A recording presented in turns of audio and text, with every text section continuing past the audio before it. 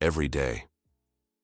The air in the hallway usually hums with chaotic teenage energy, but today, as Kale walked through the doors, that energy vanished. It was replaced by the sudden heavy, suffocating pressure. Students who were mid-laugh found their throats tightening, pressing their backs against the cold metal lockers. Teachers lowered their voices, avoiding eye contact with the boy in the oversized, tactical-style hoodie. Kale didn't look like a student. He looked like a shadow in human form, moving with a predatory grace that suggested he was always calculating the most efficient way to neutralize a potential threat. The rumors preceded him like a dark cloud. Some whispered darkly among themselves he had been expelled from a high-security academy, while others claimed he was the sole survivor of a classified incident that left a building in ruins. Nobody knew why the board granted him strange permission to wear that reinforced hoodie instead of the dress code, but the consensus was that the administration was too terrified to say no. He was a mystery wrapped in Kevlar, a ghost haunting the very halls he was supposed to quietly learn in. My hands didn't tremble when I took his file, but the principal's thin, wrinkled fingers were shaking uncontrollably. "He's yours now, Mr. Elias," he whispered in his nervous voice. I looked at the documents, noticing more than half the pages were heavily redacted with thick ink. Entire paragraphs were obscured, leaving fragments like unconventional training and lethal proficiency. It wasn't a student record, it was a dossier. The principal wouldn't look me in the eye as he gestured for me to leave. I was his mentor, tasked with integrating this living human weapon.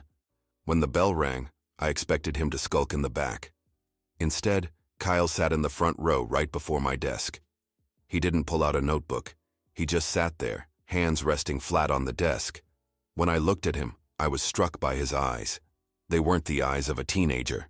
They were too old, heavy with things no boy should ever see, scanning the room with a cold, analytical precision that made me feel dissected by a surgeon. Instead, he just watched me with an intensity that chilled my blood. The tension was heavy, but Leo, the school's notorious bully, decided to assert his dominance. As he walked past, Leo intentionally swung his heavy backpack to sweep Kale's bag onto the floor. Instead, without even turning his head, Kale's hand shot out. He caught the strap mid-air, his grip tightening with a powerful snap. The bag didn't even wobble. The entire class froze in a state of sheer disbelief. Leo stood there, his face flushing with fear, as he realized he had poked a sleeping predator in absolute silence. Kyle slowly turned his head.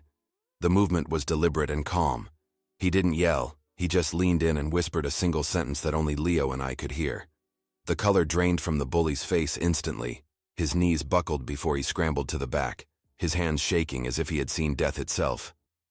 Before we continue, subscribe to the channel and tell us in the comments where you are watching from.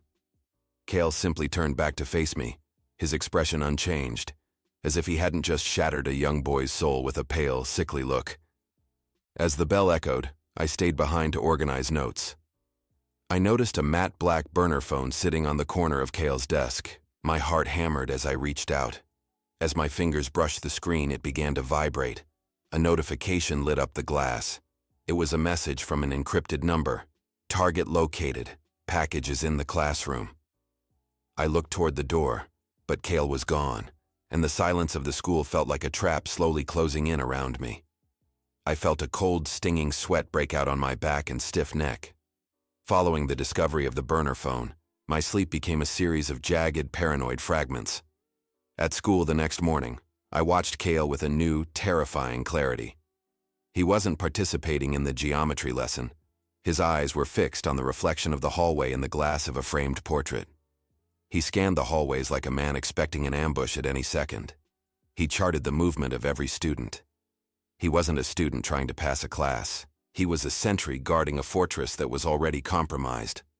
The dangerous aura he projected wasn't rebellion, but a perimeter to keep everyone at a distance.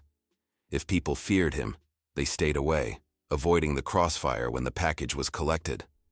That evening, duty led me back to the library where dimmed lights cast skeletal shadows. The smell of copper and rubbing alcohol hung heavy in the stale air. Near the back, I now found him. Kale sat on the floor, his tactical hoodie pulled down to his waist, revealing a back covered in a mosaic of faded scars. He didn't flinch when I approached. He was focused on a deep laceration.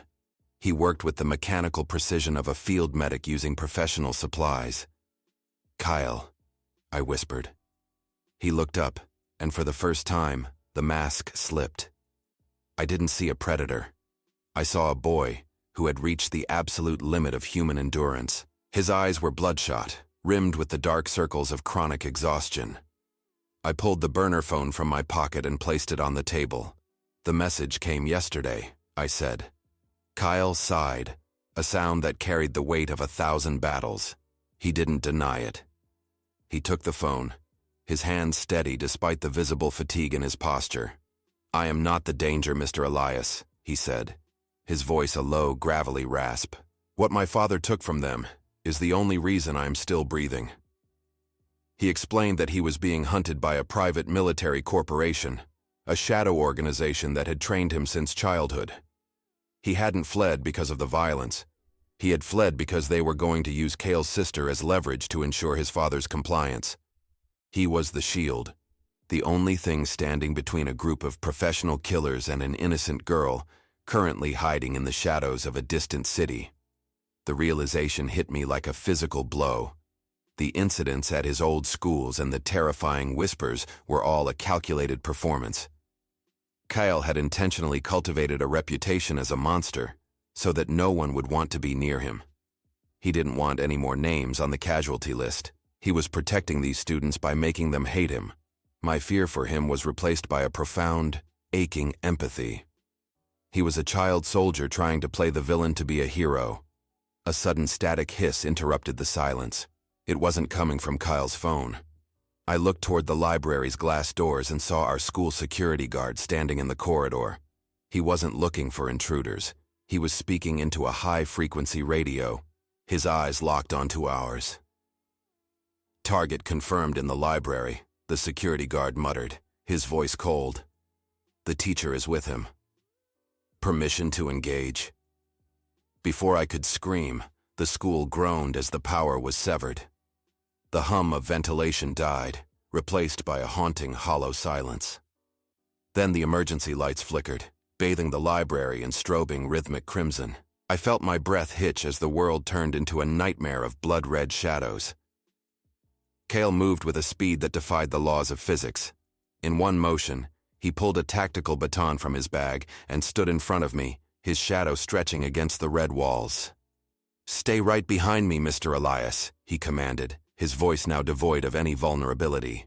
"Stay right behind me if you truly want to live." The metallic click of a safety being disengaged echoed through the corridor, a sound that felt like a death knell in the oppressive silence.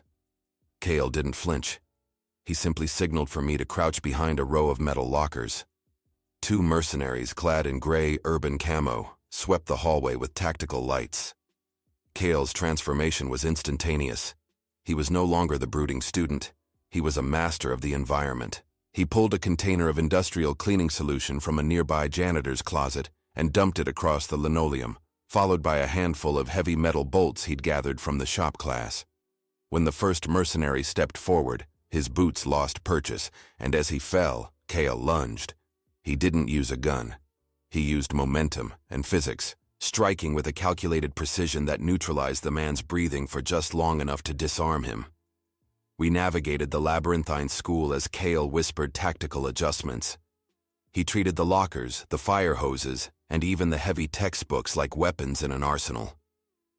He led me through the shadows of the cafeteria, his eyes never leaving the exits. Every time a flashlight beam swept over us, he shifted his body to shield mine, a human barricade against the professional killers hunting him. The fear that had initially defined our relationship was replaced by an awe-filled realization. Cale wasn't just dangerous, he was disciplined. He was protecting the very school that had spent months whispering about his potential for violence. The final confrontation occurred in the darkened gymnasium, where the vast empty space amplified every heartbeat. The lead mercenary stood under the basketball hoop, his presence commanding and lethal. He held a silenced pistol with a casual, practiced ease. "The prodigal son returns," the man sneered, his voice echoing off the hardwood. You were the best project we ever had, Kyle. All that training, all that potential wasted on a sentimental whim for a sister who doesn't even remember your face. Kyle stood his ground, his tactical baton extended. I didn't leave because of the training, Kyle replied, his voice a steady blade. I left because I saw what you became. I won't let her become a tool for men like you. The fight was a blur of high-speed strikes and desperate parries. The lead mercenary was a titan, his movements refined by decades of conflict. Kale was younger and faster, but he was exhausted from the previous skirmishes. He was eventually pinned against the bleachers, the mercenary's forearm crushing his throat while a combat knife gleamed in the red emergency light. I knew I couldn't just watch. My hands found a heavy canister of fire retardant on the wall. I didn't think about the risk. I only thought about the boy who was dying to save me. I sprinted forward and discharged the canister, a blinding white cloud erupting between the two combatants.